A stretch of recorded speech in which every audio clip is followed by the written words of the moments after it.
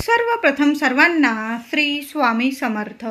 स्वामी महाराजांच्या कृपेने तुमच्या सर्व चांगल्या इच्छा पूर्ण होत ही स्वामींचरणी प्रार्थना करते आणि आजच्या व्हिडिओला सुरुवात करते. बऱ्याच जणांकडं गोकर्णीच्या फुलांचा वेल लावलेला असतो, घराच्या बगीच्यात लावलेला असतो, गार्डनमध्ये, गॅलरीमध्ये, काहींची तर छोटीशी खिडकी असते. खिडकीमध्ये सुद्धा छोट्याशा कुंडीत गोकर्णीचा फुलांचा वेल अगदी बहरलेला दिसत असतो. बघा किती सुंदर. लगेच ते फूल घ्यावं आणि महादेवांना व्हावं, प्रत्येकाला हीच मनात भावना येते.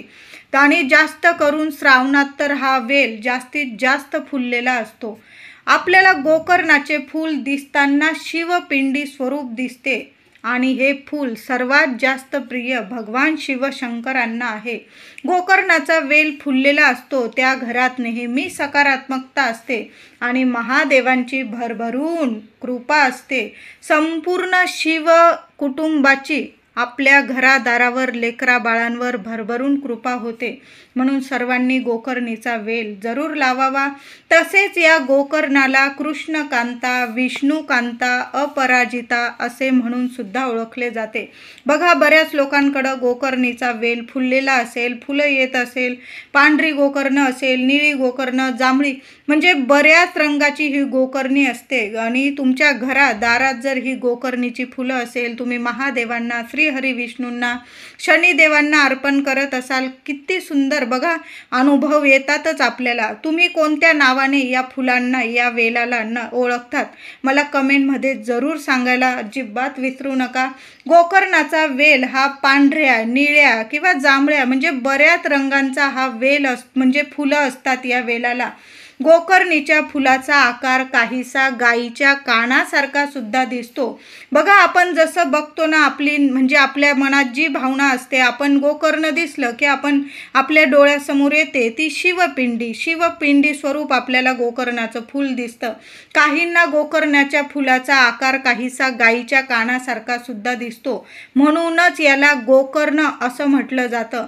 हे फूल जसं शिवशंकरांना प्रिय आहे तसेच भगवान श्रीहरी विष्णूंना सुद्धा प्रिय आहे. म्हणून या फुलाला विष्णुकांता म्हणून सुद्धा ओळखलं जातं. बघा तुम्ही कोणत्या नावाने या फुलाला ओळखतात मला नक्की कळवा कमेंटमध्ये. गोकर्णाचा वेल अंगणात, घरात लावल्याने धनाची प्राप्ती होते. मी म्हणत नाही की लगेच भरभरून पैसा येईल, पण कामात यश मिळायला लागतं. आपल्या घरात धनाची प्राप्ती होते, ईश्वराच्या आशीर्वादाची सुद्धा प्राप्ती होते. गोकर्ण लावल्याने अखंड लक्ष्मीचा वास आपल्या घरात राहतो. गोकर्ण लावताच पैसा चालून येईल असं नाही, तर जे कष्ट घेतो त्या कष्टाला आई लक्ष्मीचा आशीर्वाद मिळतो आणि कष्टाला सोन्यासारखं फळ मिळतं. काही वेळा आपण खूप कष्ट केले तरी हवं तसं फळ मिळत नाही, लेकरा बाळांना यश मिळत नाही, मनुष्य खचून जातो. ज्या घरात गोकर्णाची फुलं फुललेली असतात तिथे कष्टाला फळ, नशिबाला दैवी साथ नक्कीच मिळते आणि भरभरून जोरदार प्रगती होत राहते. शनिवारी शनी महाराजांची पूजा करताना निळं गोकर्ण, तुम्ही गोकर्णाची फुलं अर्पण केल्याने शनिदेव प्रसन्न होतात आणि बरेचसे दोष असतात आपले, ते दोष म्हणजे त्या दोषातून आपल्याला मुक्तता मिळते. ज्यांना 7.7 चालू आहे, शनी दोष आहे, काही ना काही विघ्न येत असतील, त्यांनी दर शनिवारी शनिदेवांना, शनी महाराजांना निळी गोकर्णाची फुलं नक्की अर्पण करा. यामुळे बरेचसे त्रास, म्हणजे तुम्हाला जर काही 7.7 असतील, त्यामुळे काही त्रास होत असतील, काही शनी दोष असेल, तुम्हाला काही ग्रह दोष असेल, कुंडलीत काही ग्रह दोष असेल, तर त्या व्यक्तींनी शनिवारी न चुकता शनिदेवांना किमान 5 शनिवार, 11 शनिवार निळी गोकर्णाची फुलं अर्पण करा, छान पूजा वगैरे करा. यामुळे बरेचसे त्रास नक्कीच 100 नाही 1000% नक्कीच दूर होतात.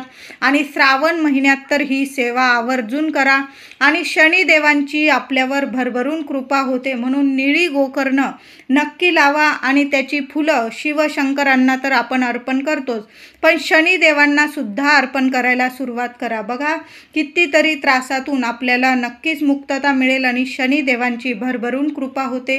एकदा का शनिदेवांची कृपा झाली बघा आयुष्य कसं सोन्यासारखं व्हायला वेळ लागत नाही. गोकर्णाचा वेल पूर्व, पश्चिम, उत्तर, ईशान्य दिशेला तुम्ही लावू शकता. बघा आता काही वेळा दक्षिणेकडे सुद्धा एखादी गोकर्णाची बी पडली मातीत, तिथे सुद्धा गोकर्णाचा वेल फुलतो आणि भरपूर फुलं येतात. मग दक्षिणेकडील गोकर्णाची फुलं देवांना वाहायची का नाही? बऱ्याच लोकांना असा प्रश्न येतो. म्हणजे असे व्हिडिओ तुम्ही बघत पण असाल की दक्षिणेकडं गोकर्णाचं झाड वेल लावू नका, असं काही नाही. त्या बिया पडल्या म्हणजे तुम्ही दक्षिणेकडे एखादी बी वगैरे पडली तुमच्याकडून, तिथं सुद्धा गोकर्णाचा वेल फुलतो आणि त्याला भरभरून फुलं येतात. त्याची सुद्धा फुलं आपण महादेवांना, सर्व देवी देवतांना वाहू शकतो.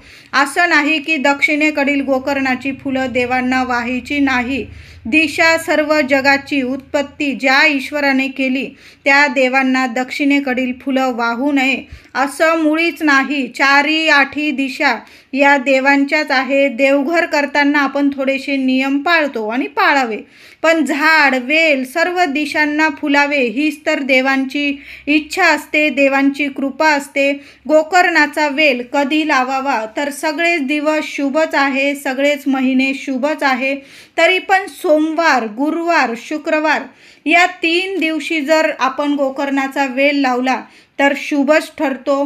गोकर्णाचा वेल अवश्य या 3 वारी सोमवार, गुरुवार, शुक्रवार या 3 दिवशी जरूर तुम्ही गोकर्णाचा वेल लावा. आणि श्रावणात तर आवर्जून गोकर्णाचा वेल अंगणात नक्की लावा. एखादी छोटीशी कुंडी असेल तुमच्याकडं, तुम्हाला खिडकीत लावायचं असेल, तुम्ही खिडकीत सुद्धा गोकर्णाचा वेल आनंदाने लावू शकता. गोकर्णाच्या वेलाला फुलांबरोबर शेंगा सुद्धा येतात आणि त्याच वाळलेल्या शेंगांमधील एक जरी बी तुम्ही कुंडीत, गार्डनमध्ये, बागेत किंवा गच्ची असेल तिथं तुम्ही झाडं वगैरे लावत असाल, तुम्ही तिथं एक बी जरी लावली ना, मातीत रुजवून टाकली, तुमच्या अंगणात गोकर्णाचा वेल नक्कीच फुलेल. गोकर्णात निळी गोकर्ण महादेवांना खूप प्रिय आहे, तशी पांढरी गोकर्ण सुद्धा महादेवांना प्रिय आहे. वास्तुशास्त्रानुसार गोकर्ण अंगणात खिडकीत लावल्याने घरात सुख समृद्धी येते, लक्ष्मी नांदते. गोकर्ण म्हणजेच अपराजिता. हे फूल वेल श्रीहरी विष्णूंना खूप प्रिय आहे, म्हणून जिथे गोकर्ण फुलते तिथे लक्ष्मी प्रसन्न स्वरूपात नक्कीच अखंड वास करते आणि घराची नेहमी भरभराटी होते, मुलांची प्रगती होते. म्हणून निळा गोकर्ण लावा, पांढरा गोकर्ण लावा. तुम्हाला अजून वेगळ्या रंगाचा गोकर्ण मिळाला तर नक्कीच लावण्याचा नक्की प्रयत्न करा. महिलांनो, तुम्हाला जर झाडं वगैरे लावायची, वेल वगैरे फुलवायची तुमच्या घरात म्हणजे आवड असेल तर नक्कीच गोकर्णाचा वेल तुमच्या खिडकीत जरी तुम्ही लावला तरी अतिशय सुंदर अनुभव यायला लागतील, तुम्हाला शुभ अनुभव यायला लागतील. आणि श्रावणात तर हा वेल नक्कीच लावण्याचा प्रयत्न करा. निळी गोकर्ण धनलक्ष्मीला घरात आकर्षित करते. श्रावणात प्रत्येक सोमवारी महादेवांना 5 किंवा 7 किंवा 11 किंवा 21 जास्तीत जास्त निळी गोकर्णाची किंवा पांढऱ्या गोकर्णीची फुलं अवश्य व्हावी. खूप शुभ मानले जाते. यामुळे महादेवांची भरभरून आपल्यावर कृपा होते. या पूजेमुळे, या सेवेमुळे महादेवांची संपूर्ण शिव कुटुंबाची आपल्यावर भरभरून कृपा राहते आणि आपल्या आयुष्यात जे काही संकट असतात ते वरच्यावर महादेव दूर करतात आणि अखंड आपल्यावर कृपा करतात.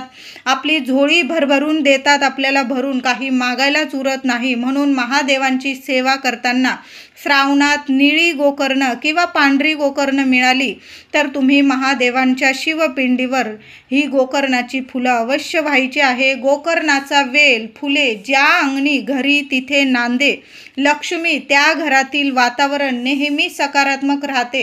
बघा, गोकर्णाचा वेल फुले ज्या अंगणी घरी तिथे नांदे लक्ष्मी असं म्हटलेलंच आहे. त्या घरातील वातावरण नेहमी सकारात्मक राहतं, तिथं कधीच नकारात्मकता वास करत नाही. जी काही नकारात्मकता असते ती नष्ट होते. गोकर्णीच्या वेलाचा फुलाचा आपल्या आरोग्यावर सुद्धा चांगला परिणाम होतो. या श्रावणात तुम्ही सुद्धा गोकर्णाचा वेल तुमच्या अंगणात किंवा दारात खिडकीत नक्की लावून बघा. शुभ म्हणजे शुभच तुमच्या घरात गोष्टी घडायला लागतील आणि महादेवांची त्याचबरोबर श्रीहरी विष्णूंची तुम्ही शनिदेवांना वाहत असाल ही फुलं, शनी महाराजांची भरभरून तुमच्यावर कृपा होईल आणि ही फुलं ज्या घरात ज्या अंगणात फुललेली असतात तिथं लक्ष्मी आनंदाने नक्कीच अखंड वास करते. तुमच्या घरात जे काही कटकट होत असेल, भांडणं असेल, पैशांविषयी काही समस्या असतील, मुलाबाळांच्या आयुष्यात काही समस्या असतील, त्या समस्यातून तुम्हाला भरभरून मार्ग मिळायला लागतील. म्हणून गोकर्णाचा हा वेल तुमच्या घरादारात नक्कीच फुलवा आणि श्रावणात महादेवांना ही गोकर्ण पांढरी वाहा निळी वाहा आनंदाने गोकर्णाची ही सेवा महादेवांना जरूर द्या. अनुभव तुम्हाला नक्कीच येईल. श्रावणात नक्कीच गोकर्णाचा वेल आपल्या अंगणात नक्कीच लावा आणि तुमचा आधीचा वेल असेलच आणि त्याला भरभरून शेंगा म्हणजेच बिया आलेल्या असतील आणि कुणी तुमच्याकडं मागत असेल किंवा कुणाला लावायचा आहे वेल आणि तुम्ही स्वतःहून दिलं तर ही सुद्धा महादेवांची एक अगदी अतिशय प्रभावी सेवाच आहे. आपण कुणाला शेंगा म्हणजे बिया देत आहोत गोकर्णाच्या आणि त्यांच्या अंगणात ते बिया रुजवून म्हणजेच वेल फुलवणार आहे आणि तीच फुलं महादेवांना शिवपिंडीवर अर्पण करणार आहे.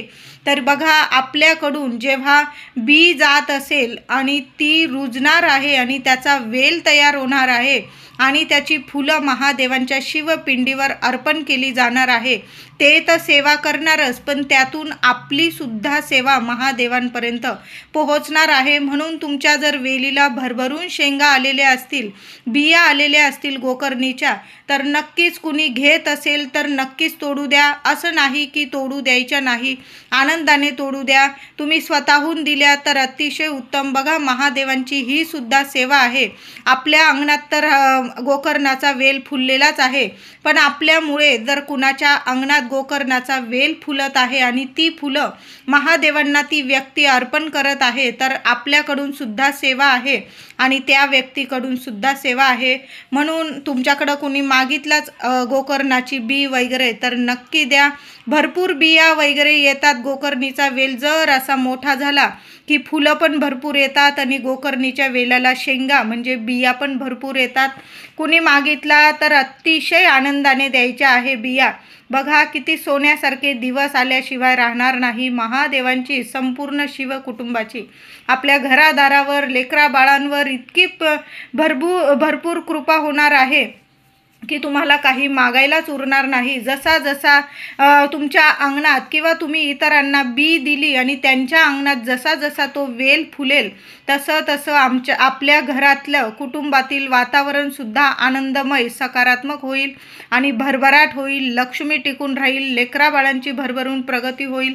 न चुकता अगदी आनंदाने गोकर्णाची बी नक्की